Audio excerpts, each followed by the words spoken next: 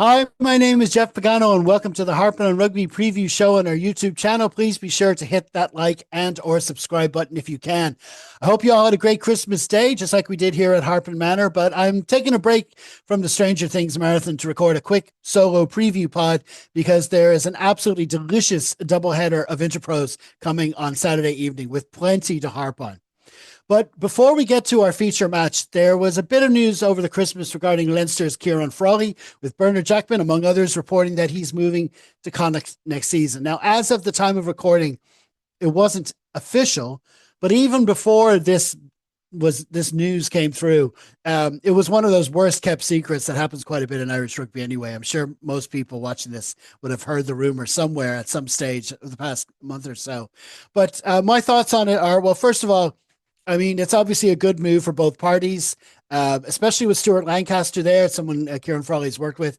Connacht, they do have quality out halves there, but this is someone coming in who's played test level, he's gotten some experience over the years, but you've got someone who's definitely motivated to play out half. That's the main thing. I mean, the second point is that he's been so unlucky at Leinster for several different reasons. I mean, on the one hand, his own personal injury count. I mean, obviously, there's no good time to get injured, but for him, he just keeps getting injured before international windows or before big European matches. And it's just the timing is always off, and he's missing for this time. And in the time he's missing, other people, almost become undroppable in his place. So he's never really been afforded that opportunity to get that run of games at number 10. And then, of course, when he does get a run of games at number 10, he might have a bad game of the day and they go, oh, maybe that wasn't for him after all. And it's like that doesn't work with most people. Like, they have a chance. You're forgiven the odd off day. You have a run of games. You need a run of games in any position. I mean, for him, going to Connacht, what he needs is it's not just playing 10 at the weekends. It's it's knowing throughout the week you're the out half for that weekend. It's driving to your club every day, knowing that you are the out half for that club. I think that's what he needs. I mean, if it turns out that after all that's happened at Leinster with this versatility, he's needed this game for 12, he's needed this game for 15, or what often happened to him is maybe we're playing a 6-2 split bench and he's the ideal person to have number 23, which is even worse because you're not even starting. But if he goes to Connacht and ends up wearing any other jersey but 10, I may actually cry just for him. Now, I know that sounds bad. It sounds bad for Connacht. They do have great out halves down there. There's not, I have no problem with that. But just from Kieran's point of view, I think he needs to go to the club knowing he's the out half. Now, obviously, he needs to play his way. He needs to prove that. But I'm just saying, when he arrives there, I think to start with, he should be given the 10 jersey and see what he can do with it, and give him a chance to make it his own. Give him a run of games to make it his own. So we'll see how he gets on. We wish him all the best. Now, but obviously, ironically, for this game we're featuring this week, and this is the preview show for, we actually really need him in another position. So I'll get to that in a bit. So let's move on and talk about our feature match of the week, which was, of course, Munster v Leinster in round 8 of the 25-26 BKT United Rugby Championship. It's taking place at Thomond Park on Limerick on Saturday, the 27th of December, kicking off at 7:45 p.m. with TV coverage on Premier Sports 1 and URC.tv. Shame this isn't on free to air. The Connacht Ulster is, but this one isn't. But anyway, listen, it's on Premier Sports 1 or URC.tv if you're on either of those platforms. Leinster's named their matchday squad at lunchtime on Wednesday, Christmas Eve. If you're watching on YouTube, it should be right there in the screen, or if you're listening to the podcast, it's in the program notes.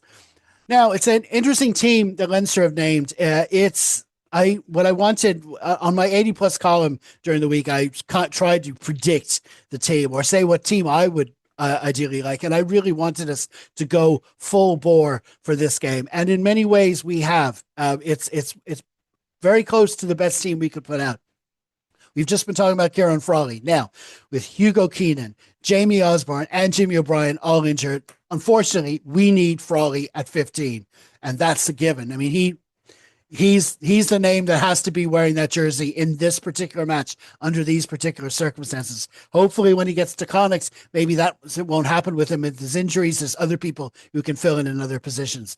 But as it turns out, we have players who can play out half as well, as we all know. And interestingly, we're leaving Sam Prendergast out. We're giving him a break from a really big game. I don't know what kind of message that gives. I noticed against Ulster, Sam stayed on the pitch, but Harry took over the kicking duties. It's interesting. Harry starts this game, so we'll see what way Leinster.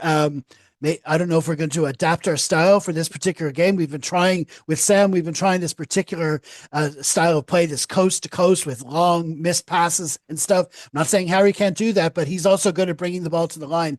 So we'll see how that goes. And plus, outside him, he's got Robbie Henshaw and Rico Ioane, two other players who are good at carrying as well. So we'll see what kind of formation we're going for in our attack, because one thing that's been lacking in our games recently, even the games when we ground out wins, is that we've been able to get off to really good starts and build a lead. We're always coming from behind, it seems. So I think this particular game is going to be important that we score early. We need the attack to click. We need, if we win, we won a lot of scrum penalties the last time we played Munster, just moving into the pack there, and we've got a stronger pack this time, I'd say. Joe McCarthy is back for one thing. Joe McCarthy, James Ryan in the second row. Andrew Porter is back after an injury. And we got, there's no Jack Conan, unfortunately, but Max Deegan comes in. He's a great option in the back row. Josh is back. Caelan Doris is captain. A lot of positives in the team compared to the team that played at Croke Park. So, but the thing is that if that scrum is going to have the scrum dominance they did have at Croke Park, we need to be able to capitalize on it. So that's going to be a big deal there. But there's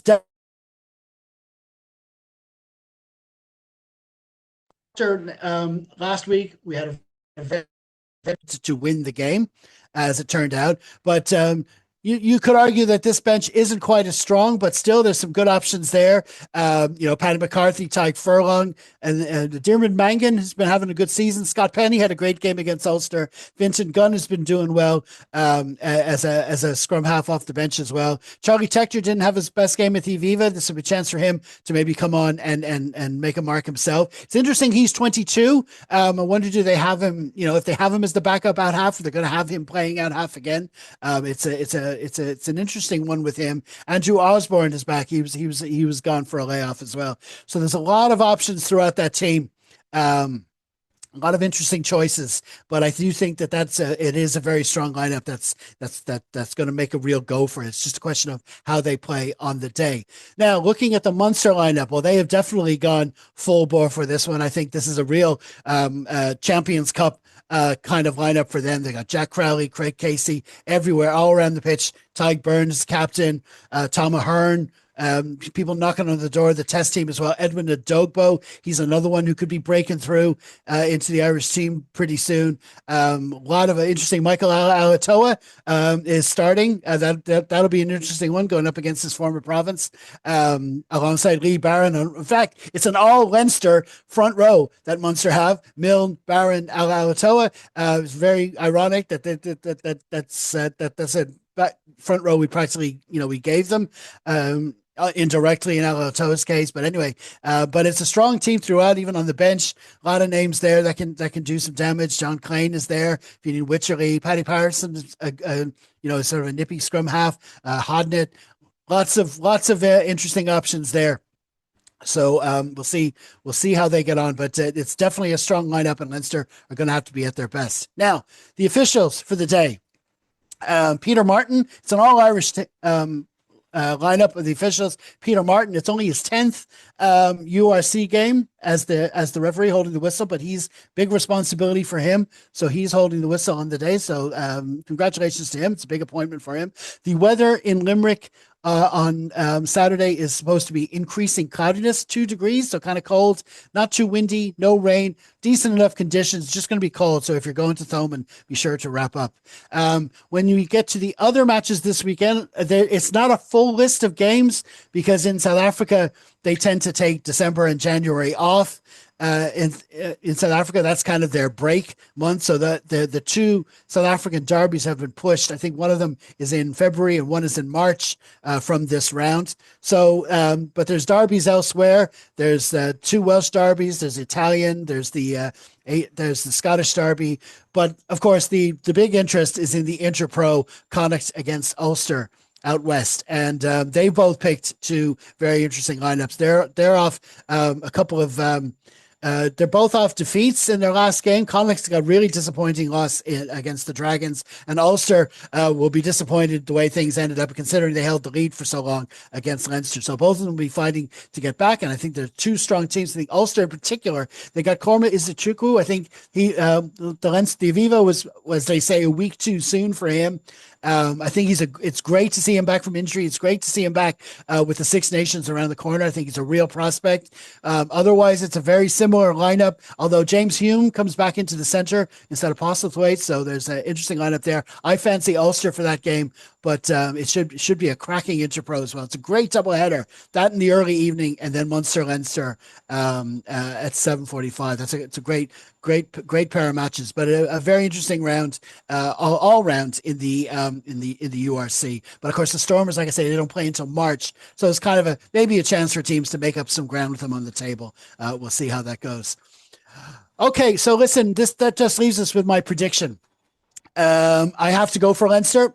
There's no way I'm ever gonna not predict a Leinster win.